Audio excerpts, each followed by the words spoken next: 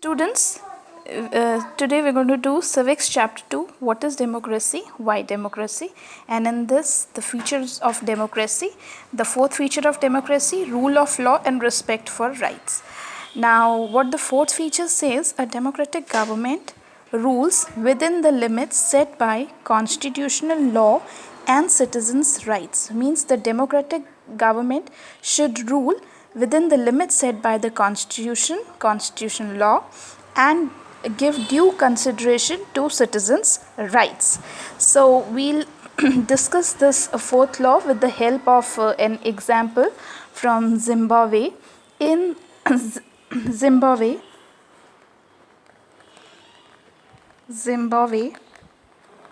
there was a party named ZANU PF, which says Zimbabwe African National Union Patriotic Front. So this party was headed by Robert Mugabe.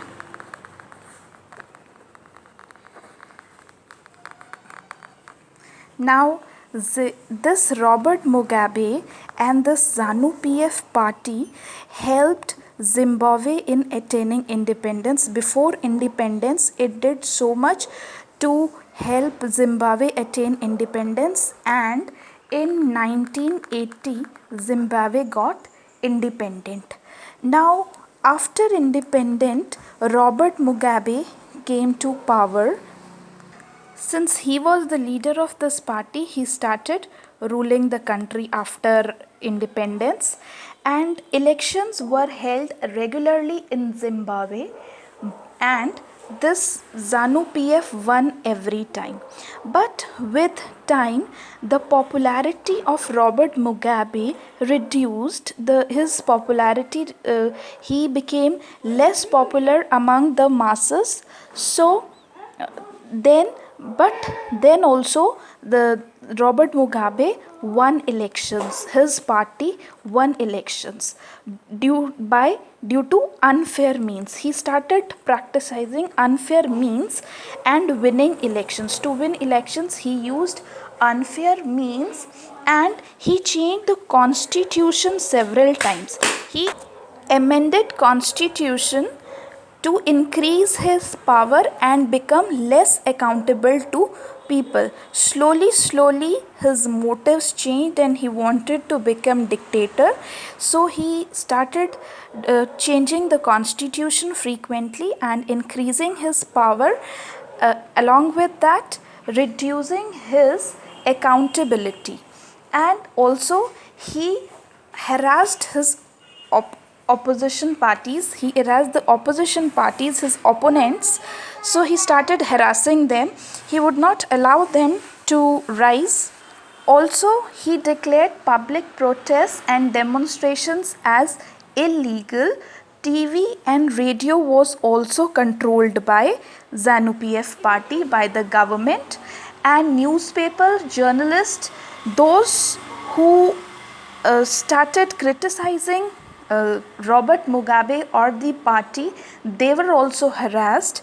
In fact, the government, the Robert Mugabe started ignoring the court judgments. He ignored court judgments also.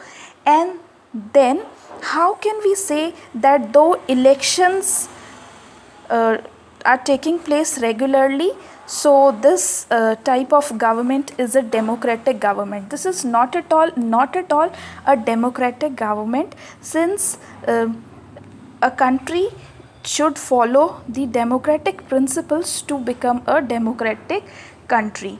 So in a democracy, people should have freedom to think, to express themselves, to form opinion, to conduct peaceful rallies or demonstrations, to protest. Other political parties should also be given due consideration. The opposition party should be given due respect. Everyone should be equal in front of law. the decisions of the judiciary should be given due consideration, due respect. But ZANU PF party or Robert Mugabe was ignoring all these things. So we can say this kind of government is not at all a democratic government. So a government can become a democratic government if it rules within the limits set by the constitution. Since ZANU PF party, or we can say Robert Mugabe, was ignoring the